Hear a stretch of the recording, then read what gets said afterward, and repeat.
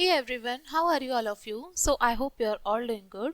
So today we will start our chapter number 7 in EBS and our chapter name is Disaster Management. हमारे lesson का नाम है Disaster Management. ठीक है, disaster management को हिंदी में कहते हैं आपदा प्रबंधन. ये हमारे unit number 2 responding to our environment का चैप्टर नंबर 7 है. तो चलिए अपना लेसन स्टार्ट करते हैं. Disaster can strike at any time causing significant damage and disruption to communities. देखिए जो डिजास्टर जो हमारी आपदाएं होती हैं वो किसी भी समय आ सकती हैं, उनका कारण कुछ भी हो चाहे, है ना. डिजास्टर आपदाएं जो आती है एक तो प्राकृतिक रूप से आती हैं और ऊपर से एकदम ही आती हैं, कोई टाइम फिक्स नहीं होता इनका, और साथ में उनसे डैमेज होता है और साथ में जितनी भी हमारी कम्युनिटीज़ हैं, समुदाय हैं, उनमें भी डिस्ट्रप्शन क्रिएट होता है. Understanding different type of disasters and how to prepare for them is crucial for safety and resilience. देखिए आपदाएं जो होती हैं उनके प्रकार को समझना और उनसे किस तरीके से बचा जाए ये बहुत ही आवश्यक है, बहुत ही महत्वपूर्ण है सेफ्टी के लिए. Disaster can be natural like earthquake and hurricanes or man-made such as fire and chemical spills. देखिए जो आपदाएं होती है वो प्राकृतिक होती हैं, जैसे कि अर्थक्वेक भूकंप हो गया एंड हरिकेन्स हो गए, ये क्या है हमारे नेचुरल डिजास्टर्स हैं. और कुछ मैनमेड भी होती हैं. मैनमेड यानी कि मानव निर्मित कुछ आपदाएं होती हैं, जैसे कि आग लग जाना या फिर केमिकल स्पिल हो जाना, यानी कि केमिकल का रिसाव हो जाना. तो ये सभी क्या है हमारी मैनमेड डिजास्टर्स हैं. By learning about disaster management we can better protect our self and help other in time of crisis. हम डिजास्टर मैनेजमेंट के बारे में सीखकर अपने आप को अच्छे से बेटर तरीके से अपने आप को बचाव कर सकते हैं इन सब चीज़ों से, और मुसीबत के समय में अपना बचाव हम अच्छे से कर पाएंगे अगर हमें इन सब चीज़ों के बारे में पता होगा. चलिए आगे समझते हैं टाइप ऑफ डिजास्टर्स, यानी कि आपदाओं के प्रकार. Disaster can be broadly categorise into natural and manmade. आपदाओं को मुख्यतः दो भागों में बांटा गया है, पहले तो मानव निर्मित और दूसरा प्राकृतिक. Natural disaster include events like natural disaster. प्राकृतिक आपदाओं में क्या क्या चीज़ें शामिल हैं? अर्थक्वेक यानी कि भूकंप, फ्लड यानी कि बाढ़, हरिकेन्स एंड वाइल्ड फायर यानी कि जंगल में आग लग जाना. These disasters result from natural process of earth can cause widespread destruction. ये जो डिजास्टर हैं, ये जो हमारी अर्थ के अंदर जितने भी प्राकृतिक रूप से चीज़ें चलती रहती हैं उनका ही नतीजा होता है, जो कि हमें चारों तरफ देखने के लिए मिलता है. Earthquake occur when there is a sudden release of energy in the earth's crust. Earthquake कब आता है? यानी कि जब हमारे अर्थ के क्रस्ट के अंदर क्या होता है, बहुत सारी एनर्जी रिलीज होती है, causing the ground to shake. और जब ज़्यादा एनर्जी की वजह से जो हमारी अर्थ है, जो हमारा ग्राउंड है, वो हिलने लगता है, जिसकी वजह से अर्थक्वेक फील होता है हमें. They can lead to significant damage to buildings, infrastructure and loss of life. इसकी वजह से जो बिल्डिंग्स हैं, इमारतें हैं, उनका नुकसान होता है, जीवन का भी नुकसान होता है, और साथ में बहुत सारी चीज़ों का नुकसान होता है. Flood happen when there is excessive rainfall or even water body overflow. देखिए बाढ़ कब आती है? या तो जब ज़रूरत से ज़्यादा बारिश हो जाए, या फिर जब जितनी भी वाटर बॉडीज़ हैं वो ओवरफ्लो होनी स्टार्ट हो जाएं. Submerging and land and properties. और इससे जो पानी, मतलब जो पानी होता है, जितनी भी सारी लैंड है और जितनी भी सारी प्रॉपर्टीज़ हैं वो सभी को कवर कर लेता है, और बाढ़ की वजह से बहुत सारा नुकसान हमारा हो जाता है. Hurricanes are powerful storms that form over warm ocean water, bringing strong wind, heavy rain and storm surges. Hurricanes क्या होते हैं? वो तूफान होते हैं, पावरफुल स्टॉर्म होते हैं, जो किससे बनते हैं? यानी कि वार्म ओशियन वाटर, यानी कि समुद्र का जो गर्म पानी होता है उससे ये तूफान बनते हैं. ब्रिंगिंग स्ट्रॉन्ग वाइंड, ये बहुत तेज हवा लाते हैं ये सभी. और हैवी रेन, हैवी बारिश होती है, और तूफान बहुत तेजी के साथ आता है हरिकेन्स में. Wild fire are uncontrolled fire that spread rapidly fuelled by dry vegetation and strong wind. जंगल की आग जो होती है वो कंट्रोल नहीं की जा सकती, अनकंट्रोलेबल फायर होती है, और ये बहुत तेज़ी के साथ में फैलती है. और ये इसको फ्यूल कहाँ से मिलता है? आगे बढ़ने के लिए इसको फ्यूल कैसे मिलता है? जो जितनी भी चारों तरफ जो सूखे हुए पेड़ पौधे होते हैं उनसे मिलता है, और जो तेज़ी के साथ जो हवा मिलती हैं उन सभी से इसको वाइल्ड लाइफ फायर को आगे बढ़ने का मौका मिलता है. Man-made disasters are event caused by human activities. मानव निर्मित आपदाएं जो होती हैं ये हमारे वो हैं जो कि ह्यूमन एक्टिविटीज के द्वारा उत्पन्न की जाती हैं, यानी कि ह्यूमन ने कुछ किया, एक्टिविटी परफॉर्म की और उसके रिजल्ट में क्या हुआ, ह्यूमन बहुत सारी चीजें आ जाती हैं। This include industrial accident, chemical spill and fire. इसके अंदर क्या क्या चीजें शामिल हैं, इंडस्ट्रियल एक्सीडेंट हो गए चाहे, है ना, और चाहे केमिकल स्पिल हो गया, किसी केमिकल का रिसाव हो गया, और आग लग जाना, ये सभी क्या है, मैनमेड डिजास्टर्स हैं। Such disasters can have devastating impact on community and the environment. ये जो डिजास्टर है इसका बहुत प्रभाव पड़ता है कम्युनिटी, समुदायों पे और साथ में हमारे पर्यावरण पे भी। प्रिपेयरिंग फॉर डिजास्टर, अब ये जो आपदा है इनसे अपने आप को प्रिपेयर करना। Preparation is the key to minimising the impact of disaster. देखिए किसी भी चीज़ की तैयारी करना क्या है, इससे हम आपदा का जो प्रभाव है उससे हम बहुत हद तक कम कर सकते हैं। रोक तो नहीं सकते उसको, लेकिन उसका प्रभाव हम कम कर सकते हैं अगर हमने उस चीज़ की तैयारी पहले से ही करके रखी होगी तो। These are several steps individual and community can take to be ready for emergencies। यहाँ पे नीचे आपको कुछ several steps बताए हैं, यानी कि इंडिविजुअल के लिए भी और कम्युनिटी के लिए भी ये कुछ हैं, इनको फॉलो करने पे हमें मतलब तैयार रहना चाहिए इमरजेंसी के लिए। Creating an emergency plan is essential. देखिए इमरजेंसी प्लान बनाना बहुत ही आवश्यक है।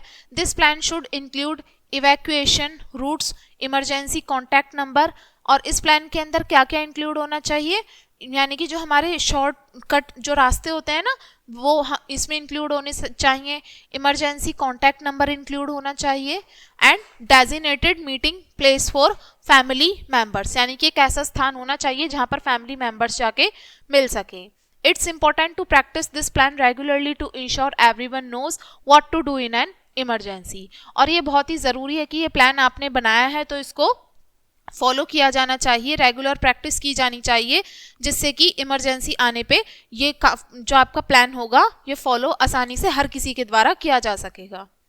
Assembling an emergency kit is crucial. This kit should contain essentials like, देखिए इमरजेंसी किट बनाना भी बहुत इंपॉर्टेंट है। इस किट के अंदर क्या क्या चीज़ें होनी चाहिए, water, non perishable food, a flashlight, batteries, first aid kit, ये बहुत ही क्या है, और कुछ इंपॉर्टेंट डॉक्यूमेंट्स हमारी इस किट के अंदर होने चाहिए। Having this supply ready can make a significant difference during a disaster. ये सभी चीज़ें अगर आपके पास हैं तो ये बहुत ही महत्वपूर्ण अंतर ला देगा क्या, एक आपदा के दौरान में। Staying inform about potential disaster is vital, यानी कि जो भी हमारे डिजास्टर हैं उसके बारे में जानकारी भी हमें साथ में रखनी चाहिए, इन्फॉर्म रहना चाहिए। This include keeping track of weather forecast. इसमें क्या क्या चीज़ें शामिल हैं, जो भी हमारे वेदर फोरकास्ट होते हैं उनके हमें रेगुलर कांटेक्ट में रहना चाहिए। अंडरस्टैंडिंग लोकल हजार्ड्स, यानी कि हमारे लोकल में जितनी भी सारी चीज़ें हो रही हैं उन पे नज़र रखनी चाहिए। And knowing the warning sign of different type of disasters, और जितने भी सारे अलग अलग तरीके के डिजास्टर आपदाएं होती हैं उनके जो अलग अलग साइंस होते हैं उनके बारे में भी हमें पता होना चाहिए। Community education and awareness program can also help resident prepare for emergencies। देखिए कम्युनिटी एजुकेशन हो गया और जितने भी जागरूकता कार्यक्रम हो गए ये सभी भी बहुत हेल्प करते हैं। जितने भी सारे आवासी होते हैं, जितने भी सारे लोग रहते हैं उनको बहुत हेल्प करते हैं इमरजेंसी के लिए और वो तैयार हो पाते हैं। सेफ्टी ड्यूरिंग डिजास्टर, अब जितने भी सारी आपदाएं होती हैं उनके दौरान में safety. During a disaster safety is the top priority. देखिए आपदा के दौरान में जो सेफ्टी होती है, सुरक्षा होती है, सबसे टॉप प्रायोरिटी होती है। Knowing what actions to can take place save life and reduce injuries, इस बारे में हमें पता होना चाहिए कि क्या एक्शन लिया जाना चाहिए और कैसे लोगों का जीवन बचाना है और कैसे जितनी भी सारी चोटें लगेंगी उसको कैसे कम किया जा सकता है। In the event of an earthquake, अगर हमारा अर्थक्वेक आ जाता है कहीं पे तो बहुत ही इंपॉर्टेंट है क्या चीज़ हमें फॉलो करनी है, drop, cover and hold on. Drop जहाँ पे हो वहाँ से हट जाओ, कवर कर लो अपने आप को और वहीं पर रुके रहो। ड्रॉप योर हैंड एंड नीज, यानी कि क्या करना है आपको, अपने जो हैंड्स हैं और नीज हैं उनको पकड़ के बैठ जाना है और अपने सर को ढक लेना है और नेक को ढक लेना है और and hold on a sturdy piece of furniture until the shaking stops. और क्या करना है हमें, एक मतलब जो भी फर्नीचर का कोई भी एक पीस है उसके नीचे छिपे रहना है, तब तक वो शेक करना बंद नहीं कर देता। अवॉइड स्टैंडिंग नियर विंडो और heavy object that could fall, और ऐसी जगहों पे, ऐसी खिड़कियों पे, ऐसी भारी चीज़ों से दूर रहना चाहिए जिनके गिरने का खतरा हो। ड्यूरिंग ए फ्लड, एक बाढ़ के दौरान में आपको ऊंची से ऊंची जगह पे चले जाना चाहिए तुरंत ही। अवॉइड वॉकिंग और ड्राइविंग थ्रू फ्लड वाटर्स, और जो जितना भी सारा जो बाढ़ का पानी आता है उसके साथ चलने से हटके हमें क्या करना है, ऊंचाई पे चले जाना है। As they can be deeper faster moving than they appear, क्योंकि जो बाढ़ का पानी होता है ये बहुत ही ज़्यादा गहरा हो जाता है एकदम से और बहुत ही ज़्यादा तेज होता है जितना वो दिखाई देता है। If you are trapped in a building, अगर आप किसी बिल्डिंग में फंस गए हैं तो सबसे ऊंचे लेवल पे, हाईएस्ट लेवल पे पहुंच जाना है और सिग्नल देना है हेल्प के लिए। In case of wild fire, अगर जंगल में कहीं आग लग जाती है, evacuate immediately if instructed by authorities, तो आपको क्या करना है, जो भी ऑथोरिटीज ने वहाँ पे कुछ किया है तो वहाँ पे उनको कांटेक्ट करना है। Close all window and door to prevent embers from entering your home, और जितने भी सारे विंडो हैं, डोर हैं, उनको बंद कर लेना है। किससे? कि कोई भी आपके घर के अंदर इस तरीके से एंटर ना कर पाए। If you can not evacuate, stay indoor and keep all window and door closed, अगर आप वहाँ से नहीं निकल सकते तो अपने विंडो और अपने डोर को, घर के को बंद रखना है। चलिए नेक्स्ट टॉपिक है हेल्पिंग आफ्टर डिजास्टर, यानी कि आपदाएं जो होती हैं उसके बाद में मदद। After a disaster the focus shift to recovery and helping those affected, आपदा के बाद में क्या होता है, सारा जो फोकस होता है वो किस पे शिफ्ट हो जाता है, रिकवरी पे शिफ्ट होता है और हेल्प करने पे शिफ्ट होता है। ये जो प्रभावित होते हैं बाढ़, किसी भी चीज़ से, आपदा से प्रभावित लोग होते हैं, उनकी रिकवरी में और उनके बचाव के लिए सारा जो फोकस होता है वहाँ शिफ्ट हो जाता है। There are several ways individual and community can contribute to recovery efforts, तो बहुत सारे अलग अलग तरीके हैं जिसमें इंडिविजुअल और कम्युनिटी कंट्रीब्यूट करते हैं, किसके लिए, रिकवरी के लिए, रिकवरी के लिए प्रयास करते हैं। Providing immediate assistance to those in need is crucial, यानी कि इमीडिएट असिस्टेंस प्रोवाइड कराना जिसको ज़रूरत है, आवश्यकता है, ये बहुत ही इंपॉर्टेंट है।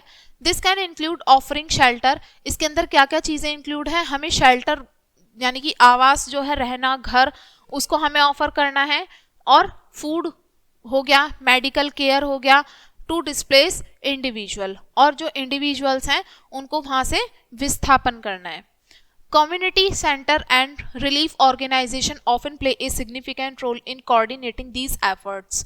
ये जो जितने भी हमारे community centers होते हैं और relief organizations होते हैं, ये बहुत ही महत्वपूर्ण रोल प्ले करते हैं किसमें, इन efforts को coordinate करने में। Supporting the rebuilding process is important. This can involve volunteering to help clean up debris, repair homes. देखिए, और जितने भी क्या होते हैं, जो रीबिल्डिंग प्रोसेस होती है इसको सपोर्ट करना, ये भी बहुत इंपॉर्टेंट है। इसके अंदर क्या क्या चीज़ें शामिल हैं, volunteering to help clean up debris, repairing home repair करना, ठीक है, और जो भी मतलब वॉलंटियर्स होते हैं वो सभी मतलब आपदा के बाद में जो कुछ भी चीज़ें अस्त व्यस्त हो जाती हैं उसको ठीक करना। एंड रिस्टोर इंफ्रास्ट्रक्चर, और आपदा में जो भी चीज़ें इधर उधर हो गई हैं, बिल्डिंग का डैमेज हुआ है, इंफ्रास्ट्रक्चर का डैमेज हुआ है, उसको रिपेयर करना। डोनेशन ऑफ मनी, पैसे डोनेट करना, सप्लाई करना, और time also valuable contribution to recovery efforts, और ये सभी क्या है हमारे, पैसे डोनेट करना, सप्लाई करना और टाइम डोनेट करना, ये बहुत ही वैल्यूएबल कॉन्ट्रीब्यूशंस हैं, कीमती क्या है ये, मतलब सहायता है, और ये रिकवरी एफर्ट्स के लिए। Addressing the emotional and psychological impact of disaster is essential, और साथ में इमोशनल और साइकोलॉजिकल इम्पैक्ट जो होता है डिजास्टर का, उसके लिए भी, उसके ऊपर भी हमें चर्चा करनी चाहिए, ये भी महत्वपूर्ण है। Address providing counselling and support service can help individual corp with the trauma and stress of disaster, हमें काउंसलिंग प्रोवाइड करानी और साथ में जितने भी सपोर्ट सर्विसेज हैं ये भी हेल्प करते हैं किसमें, यानी कि हर एक इंडिविजुअल जो भी आपदा से जूझ रहा है, उन्हें जितना भी ट्रॉमा मिला है, जितने भी वो भय से पीड़ित हैं, उस ट्रॉमा को देख के उनसे उसको बाहर आने में हेल्प मिल सके। Community solidarities and support network are vital in fostering reliance and recovery, और जितने भी हमारे क्या होते हैं कम्युनिटी सॉलिडेटरी कम्युनिटी होते हैं, ये क्या करते हैं, सपोर्टिंग नेटवर्क्स हुए सारे, ये सभी मिलके बहुत ही इंपॉर्टेंट रोल प्ले करते हैं रिकवरी के लिए। चलिए आगे बढ़ते हैं। अंडरस्टैंडिंग नेचुरल डिजास्टर, यानी कि जो हमारे प्राकृतिक आपदाएं हैं उनको समझना। Natural disaster are powerful event that can cause wide spread destruction and disruption. जो प्राकृतिक आपदाएं होती हैं बहुत ही पावरफुल इवेंट्स होते हैं जिसकी वजह से चारों तरफ बहुत सारा नुकसान ही नुकसान होता है। Understanding the cause and impact of this disaster is crucial for effective preparedness and response. देखिए ये जो जितने भी सारे कारण हैं और इनका जो प्रभाव है इन आपदाओं का, हमें इसके बारे में समझना बहुत ही आवश्यक है। ये बहुत ही क्रूशियल पॉइंट है किसके लिए, इफेक्टिव प्रिपेयर्डनेस, हमें तैयार रहना है और उसका जवाब देना है। Earthquake are caused by the movement of tectonic plate beneath the earth surface. Earthquake हमारे किस वजह से होते हैं, जितने भी अर्थ के अंदर जो भी हमारा सरफेस है उसमें टेक्टोनिक प्लेट्स जो होती हैं उनके मूवमेंट की वजह से अर्थ के सरफेस पे जो भी हमारा हम फील कर पाते हैं वो ही अर्थक्वेक होता है। When these plates shift, ये जब प्लेट्स हमारी शिफ्ट होती हैं तो इनसे एनर्जी रिलीज होती है और इसके रिजल्ट में जो हमारे ग्राउंड है वो हिलने लगता है, शेक करने लगता है। The severity of an earthquake is measured using the Richter scale. हमारा अर्थक्वेक भूकंप जो आता है वो कितनी स्पीड के साथ में आया है, इसको किससे नापा जाता है, रिक्टर स्केल की सहायता से।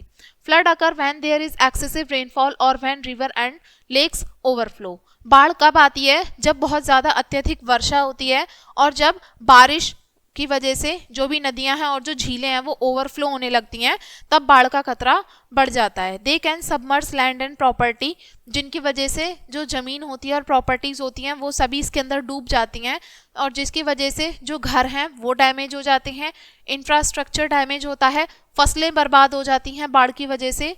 Flood can also result from storm surges during hurricanes और from melting snow and ice. बाढ़ जो है ये किसका रिजल्ट है, यानी कि जो भी तूफान आते हैं किसकी वजह से, हरिकेन की वजह से, और जो भी बर्फ पिघलती है या फिर जो मेल्ट होती है स्नो उसकी वजह से भी क्या होता है, बाढ़ आ जाती है।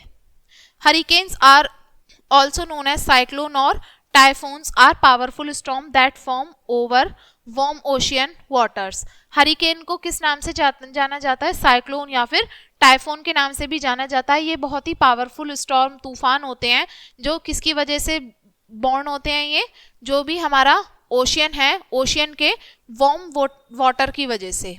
दे ब्रिंग स्ट्रॉन्ग वाइंड, जिनकी वजह से ये बहुत ही तेज़ हवा लाते हैं, बहुत ही तेज़ वर्षा होती है और बहुत ही तेज़ तूफान आने लगते हैं, जिसकी वजह से जो भी हमारे नदी के किनारे होते हैं, जो भी किनारा तटीय इलाके होते हैं, वहाँ पे बाढ़ आ जाती है और बहुत ज़्यादा हवा की वजह से आसपास के एरिया में बहुत डैमेज हो जाता है। Wild fire are uncontrolled fire that spread rapidly fuelled by dry vegetation and strong wind. देखिए जो वाइल्ड फायर होती है, जंगल की जो आग होती है, ये अनकंट्रोल होती है, इसको कंट्रोल नहीं कर सकते। ये ऐसी आग होती है जो तेजी के साथ फैलती है और इसको कैसे फ्यूल मिलता है, जो सूखी वेजिटेशन है, ड्राई वेजिटेशन है जंगल में, उनसे और तेज हवाओं से इसको बढ़ावा मिलता है आगे बढ़ने के लिए। दे कैन अकर नेचुरली, ये प्राकृतिक रूप से होती हैं, जैसे कि such as from lightning strikes, यानी कि अगर कहीं पे चिंगारी लग गई है तो वहाँ पे भी आग लग जाएगी, और जितनी भी मानव क्रियाएं हैं हमारी उनकी वजह से भी हो जाता है, जैसे कि कैंप फायर हुआ या फिर जली हुई सिगरेट हमने कहीं पे डाल दी, उसकी वजह से भी चिंगारी भड़क सकती है और आग वहाँ पे लग सकती है, जंगल की आग में वो चेंज हो जाएगी। आगे पढ़ें, इंपॉर्टेंस ऑफ इमरजेंसी प्लान्स। चलिए, यानी कि जो हमारे इमरजेंसी प्लान है इनका क्या महत्व है। Having an emergency plan is essential for ensuring the safety and well being of individual and community during disasters.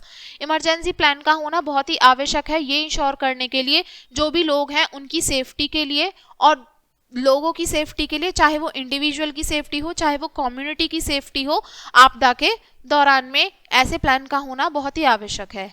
These plan outline the step to take during, before and after a disaster to protect life and minimise damage. ये जो plan होते हैं इसके अंदर क्या वो सारे कदम होते हैं कि हमें आपदा से पहले क्या कदम उठाने चाहिए, आपदा के दौरान में क्या स्टेप्स लेने हैं और आपदा के बाद में हमें क्या क्या चीज़ें फॉलो करनी है जिसकी वजह से हम अपने जीवनों को बचा सकें और जो भी नुकसान होगा उसको कम करा जा सके। Emergency plan should include evacuation route and safety locations. Emergency plan के अंदर क्या इंक्लूड होने चाहिए? इवैक्यूएशन रूट्स इंक्लूड होने चाहिए और साथ में सेफ लोकेशन भी इंक्लूड होनी चाहिए। Knowing where to go and how to get there quickly can save life during a disaster. इसमें हमें पता होना चाहिए कि हमें कहाँ जाना है और कैसे जाना है जहाँ पर हम जल्दी से पहुँच सकें और आपदा के दौरान अपने जीवन को बचा सकें। It is important to have multiple routes and backup plan in case the primary route is block or unsafe. और ये भी बहुत महत्वपूर्ण है कि सिर्फ खाली वो एक ही रास्ता नहीं होना चाहिए और भी बहुत सारे मल्टीपल रूट्स होने चाहिए, ठीक है, और बैकअप प्लान भी होना चाहिए अगर हमारा पहला प्लान अनसक्सेसफुल हो जाता है किसी कंडीशन में। So we have the backup plan जिसको हम फॉलो कर सकें।